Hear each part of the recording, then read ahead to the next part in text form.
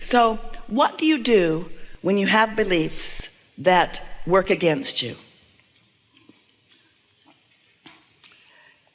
Esther likes that song. She only knows one line from it. I should have just gone to bed. Instead of talking all night long and running her off, I should have just stopped talking. And so that's a really good thing. Stop taking score of what is unless it feels really good. You could have 5 active subjects in your life, like finances, things that are meaningful to you that you are doing, interests, relationships, things to do with your physical body.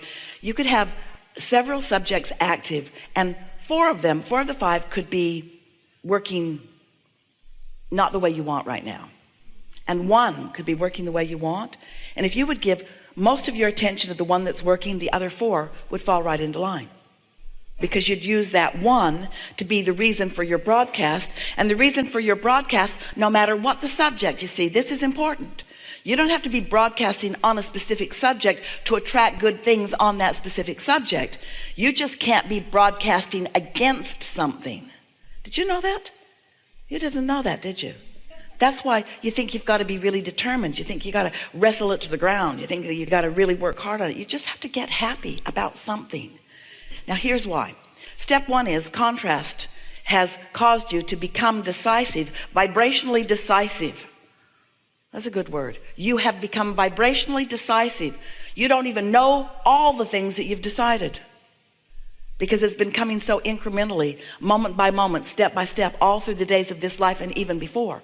And you've been broadcasting into your vibrational reality, your vortex of creation, incrementally on all levels of your being for longer than we even have time to talk about. And so there it is. You've asked, and source lined up with it, and law of attraction is attracting to it, and the cooperative components have been gathered, and so it's a done deal vibrationally. So then you say, and wisely so, Abraham, so just tell me this one thing. How do I get this amassed fortune out of the vortex and into the bank? How do I make it a reality for me where I can spend it? How do I turn it into the kind of currency that other people recognize? We know you dead guys are all hot on this vibrational currency, but I'd like some cash. How do I turn it into something that I can spend? Well, you do that by not contradicting it, by focusing upon the fact that you can't see it yet and you can't spend it yet. That's what faith is. It's a feeling about something even though you can't see it yet. It hasn't translated, it hasn't become vibrationally viable enough that you can translate it through your physical senses.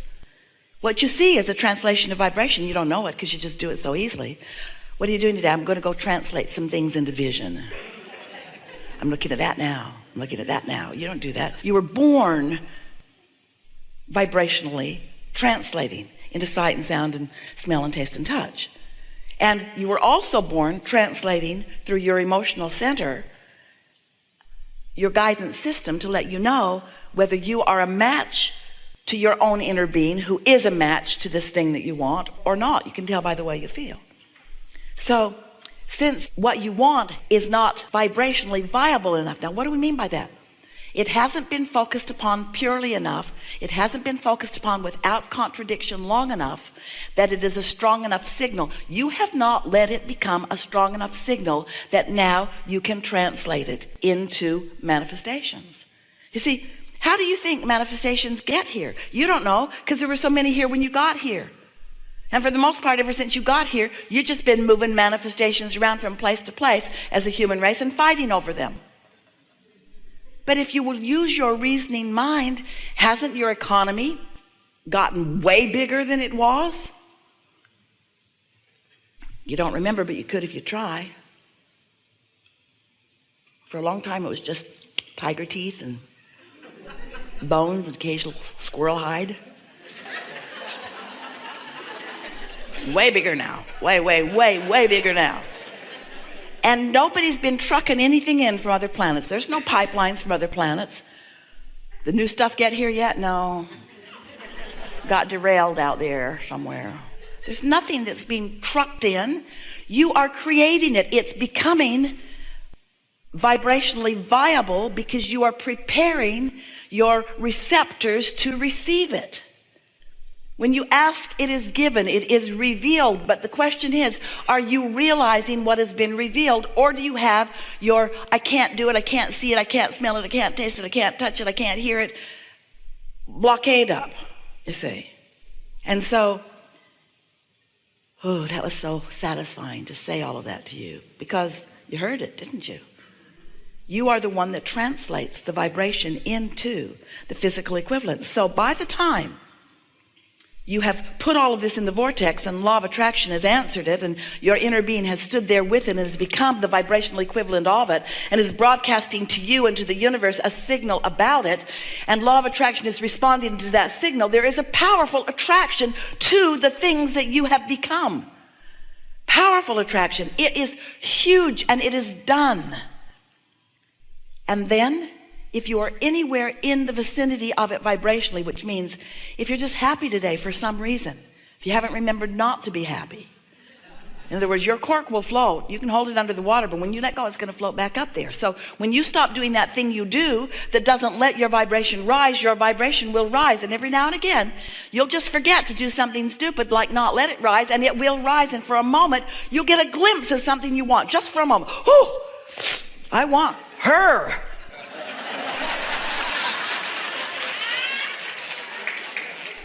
I want this. I want this. Don't you know that feeling? When you first translate that vortexual creation into something that is meaningful to you, when that idea hatches in your mind, that's a manifestation. Now, it's not the kind of manifestation you want. You don't just want an idea. Yeah, you do. You want the idea because you got to have the idea, and you got to practice the idea, and you got to become familiar with the idea, and you got to hold the idea. You've got to nurture the idea just like the seed of corn has to be nurtured before it comes into something that you can eat and enjoy. So now you have it. That's the answer to every question. Go away now and live happily ever after. Helpful? Yes, but I have... yeah, so really helpful. I see more clearly what my desire is, but it just feels... Your desire was already clear. Your desire could not be more clear. You do not need to work more on your desire. Your desire is so wonderful, you will live happily, happily, happily, happily ever after. The desire isn't the part that you want or need to spend one more moment about. How do I get more attuned with the desire? It just feels like I'm missing a 5%. For now, get off of it. Get off of it.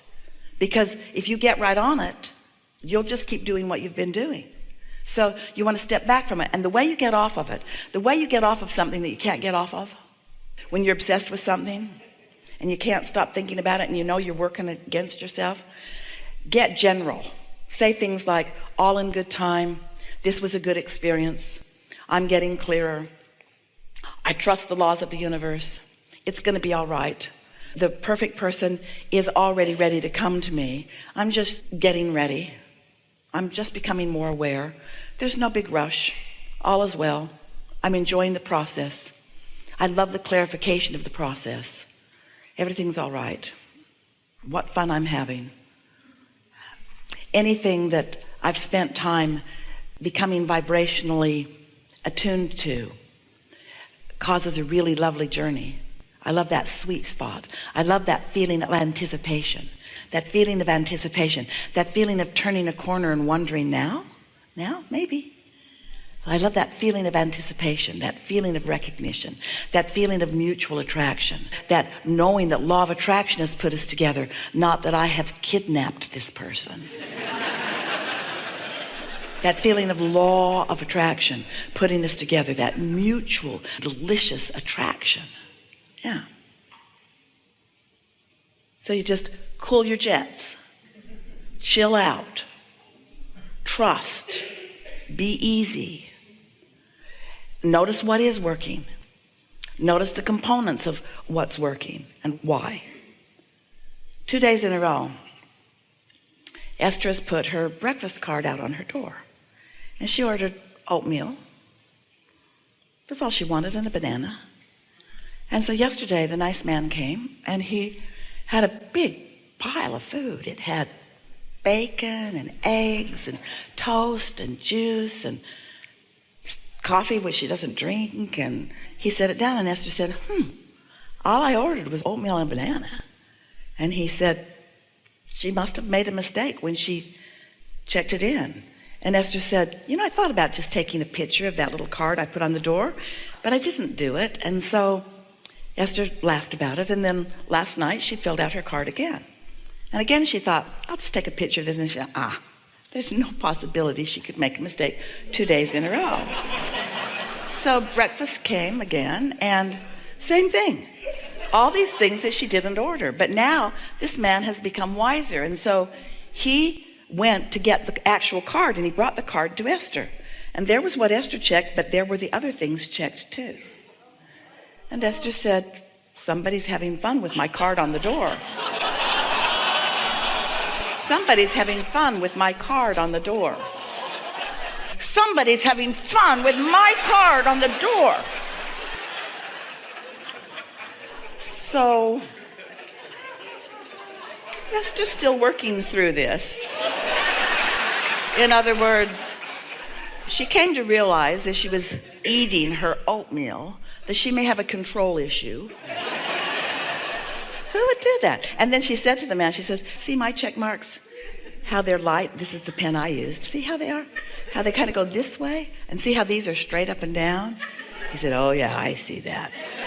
Truly, you've been sabotaged by one of the fun-loving otters of the universe, is what Esther is thinking, because there isn't anything Esther enjoys more than fun.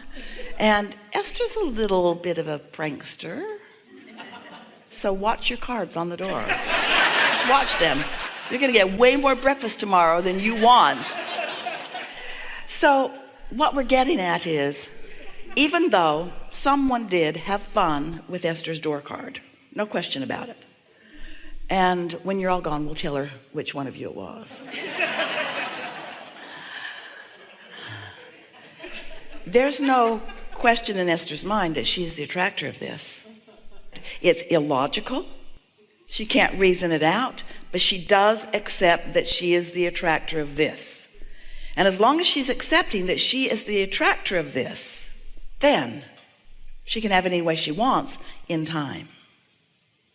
If you've been listening to us for a while, you've heard a lot of breakfast stories.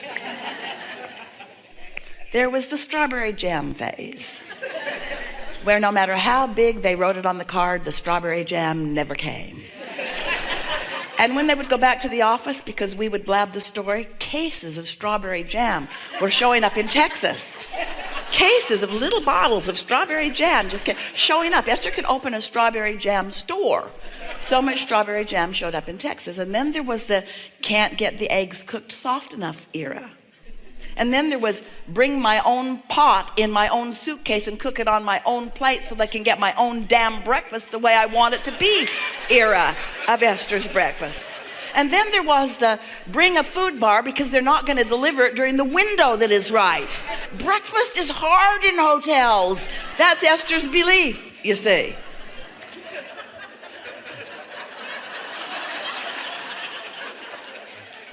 And so, doesn't matter what you believe, it's going to show up to show you what you believe. Everything that you believe shows up, because a belief is a thought you continue to think, and a thought that you continue to think is a vibration that you continue to offer, and a vibration that you continue to offer is a vibration that you continue to have as the basis of your point of attraction, and that's just how it is, you see. Nice to know. Really good. Very much. Yeah. Thank you, sir.